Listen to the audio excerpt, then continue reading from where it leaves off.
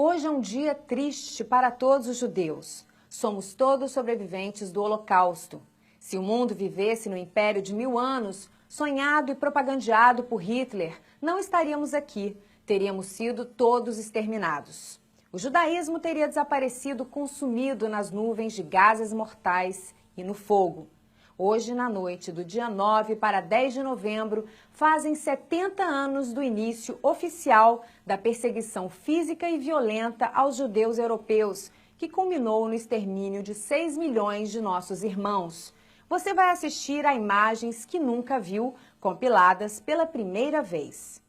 Desde 1925, quando o livro Mein Kampf, Minha Luta, foi publicado por Adolf Hitler, que o cenário estava preparado para a matança. Ao longo de suas centenas de páginas, o judeu era uma obsessão e seu extermínio uma prioridade. Sob a bandeira da suástica, uma nação se ergueu. O nazismo não foi um movimento de um homem só, foi o movimento de um povo. Já em 1933, os paramilitares do Partido Nazista, os SA, camisas marrom, marchavam pelas ruas e recolhiam comunistas e social-democratas ao campo de concentração de Dachau, inaugurado em 1932 nos arredores de Munique. Sua localização não é à toa. Foi lá que Hitler tentou seu primeiro golpe de Estado 10 anos antes. Também em 1933, foram criadas 42 leis contra os judeus. Hitler estabeleceu o boicote ao comércio judaico em toda a Alemanha, implementado pelas SA. Cartazes publicados pelo governo foram colados nas fachadas. O público assistia todas as vitrines sendo pichadas com estrelas de Davi e a palavra judeu. Muitos dizem que o mundo não sabia, mas sabia. O cartaz padrão era escrito em alemão e inglês e dizia: alemães, defendam-se contra a atroz propaganda judaica. Comprem apenas em lojas de alemães. Por toda a Alemanha, membros da SA e do Partido Nazista faziam plantões às portas de judeus, impedindo a população de entrar nas lojas.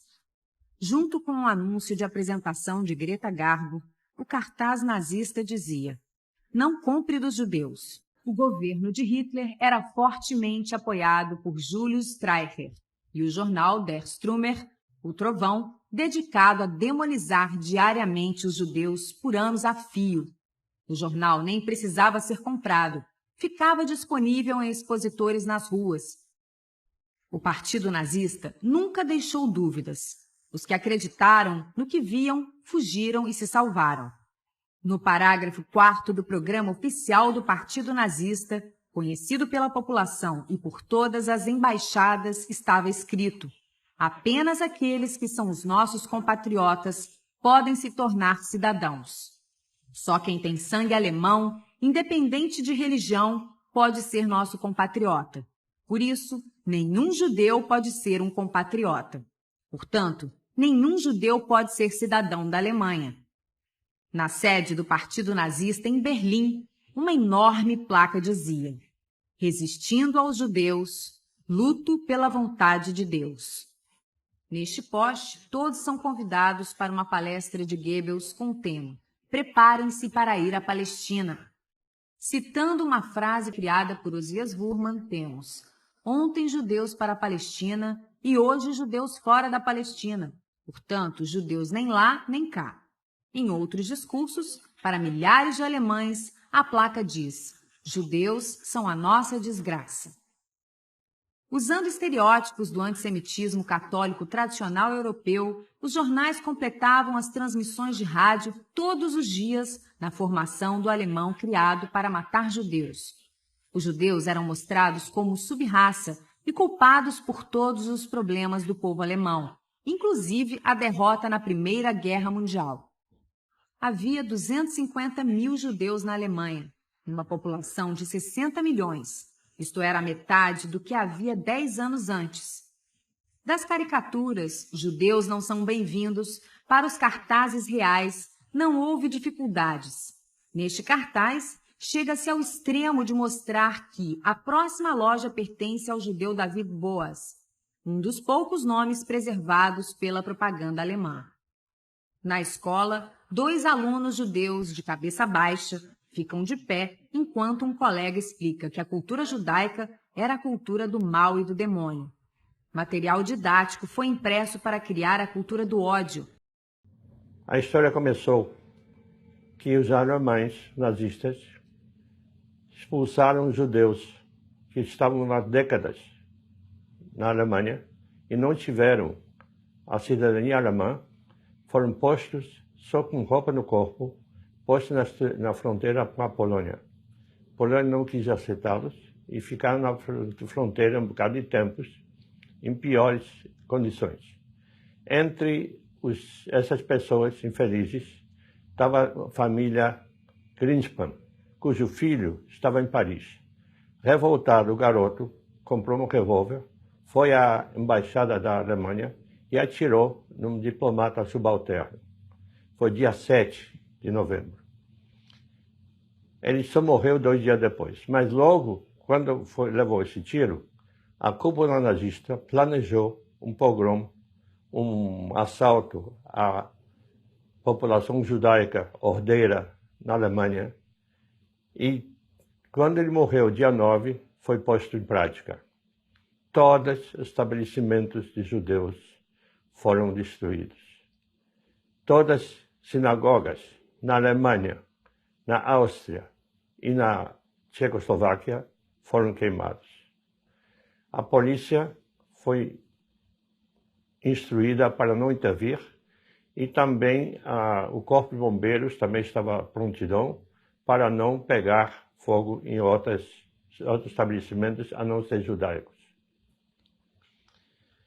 Centenas de judeus morreram naquele dia, entre suicídios, espancamentos e pessoas simplesmente que não aguentavam.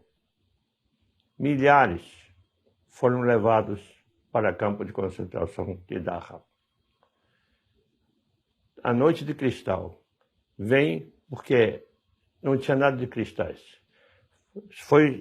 Foram vidros quebrados, foi noite de vidros quebrados. Quebrados de casas judaicas, de lojas, e a lua, o brilho da lua brilhava como se fossem cristais.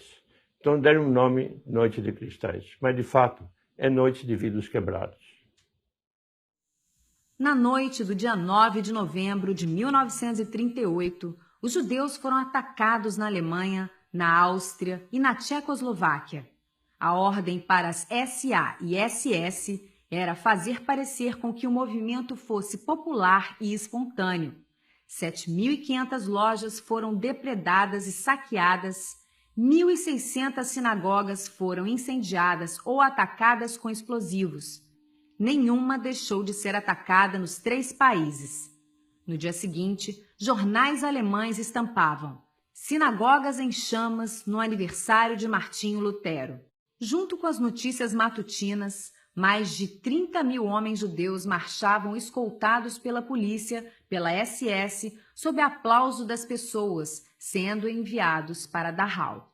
A imponente sinagoga de Aachen, construída em 1826 e reduzida a escombros, o Dachhafen, a pequena e folclórica de Butterwissen, com seu relógio na praça da cidade, o grande templo de Landau, a grande sinagoga da rua Rudolf Herzog, uma das sinagogas de Frankfurt, o fim da sinagoga da rua Anna Turm. O grande templo da rua Zerener não pôde ser incendiado, então foi vandalizado. Alguém subiu à cúpula para destruir a estrela de Davi.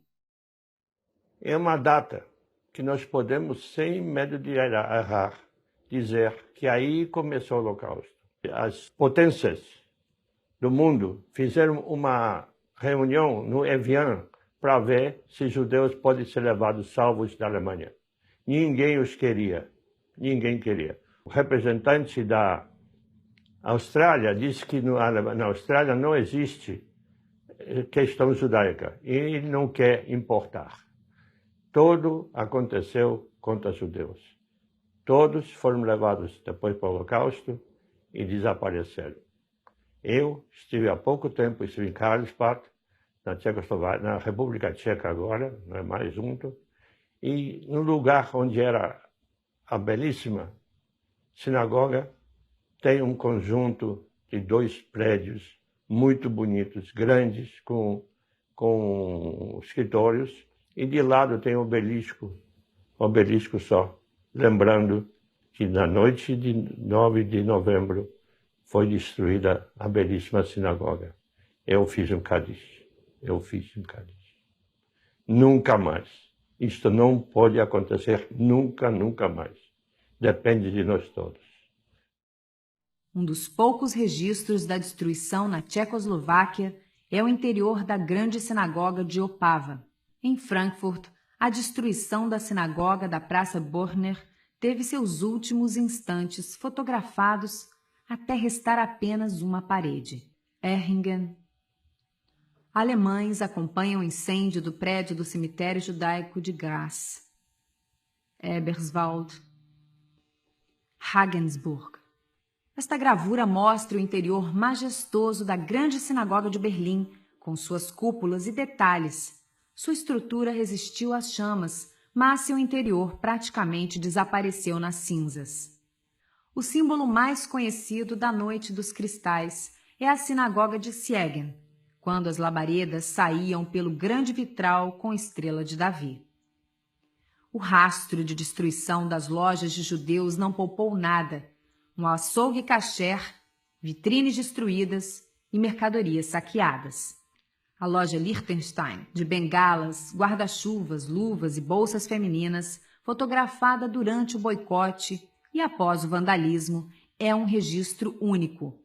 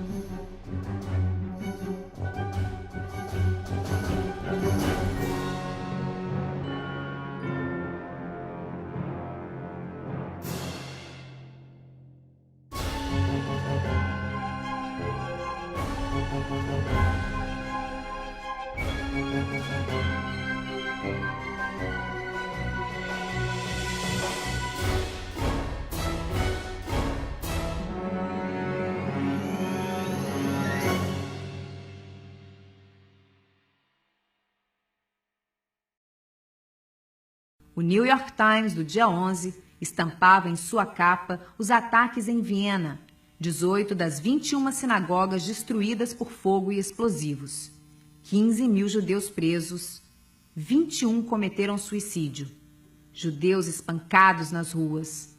O correspondente de Berlim diz que os judeus foram presos para serem protegidos da população em fúria, mas uma das pichações é clara: para Dachau. Os nazistas documentaram bem as prisões em massa do dia 10.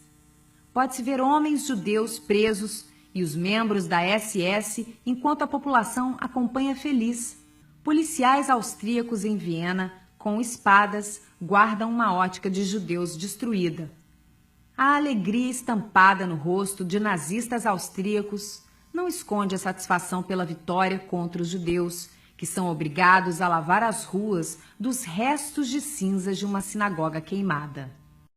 7 policiais e homens da Gestapo para prender 3 judeus em sua casa. Fotos identificadas de mortos no Holocausto são muito raras. Nesta, o advogado Dr. Spiegel, que foi protestar contra a destruição, marcha com um cartaz: "Eu nunca mais prestarei queixa à polícia." Foi morto em Dachau. Na cidade de Baden-Baden, 60 judeus residentes e hóspedes do famoso spa são reunidos na sinagoga depois de marchar pela cidade. Sentados, acompanhados de perto por oficiais da SS, ouvem o judeu Dr. Fleringer, professor da escola local, ler trechos selecionados do Mein Kampf do púlpito onde a Torá é lida. Em seguida, foram enviados para Dachau, com 2 placas com as tábuas da lei e um cartaz escrito Auszug der Juden, judeus são escoltados pela SA. Ao contrário da prisão para serem protegidos, o cartaz é claro e diz: remoção dos judeus. Em algumas cidades, a população se reuniu para a queima dos móveis da sinagoga, como queimaram os livros 5 anos antes. No dia 13 de novembro, Hermann Göring manda publicar que os judeus deveriam pagar 1 bilhão de marcos de indenização pelos danos causados ao patrimônio ariano quando suas sinagogas pegaram fogo espontaneamente. Não era mais época de hiperinflação. As lideranças judaicas restantes começaram a reunir os marcos para essa extorsão estatal. A realidade dos judeus em Dachau ainda era amena em comparação com o genocídio que viria nos 6 anos seguintes. Enquanto isso, o povo alemão em massa adorava cada vez mais a besta nazista, ajudava a caçar judeus nas ruas e entrava em euforia, feliz por se livrar dos judeus. O nazismo foi a ideologia mortal de um povo e não de um homem.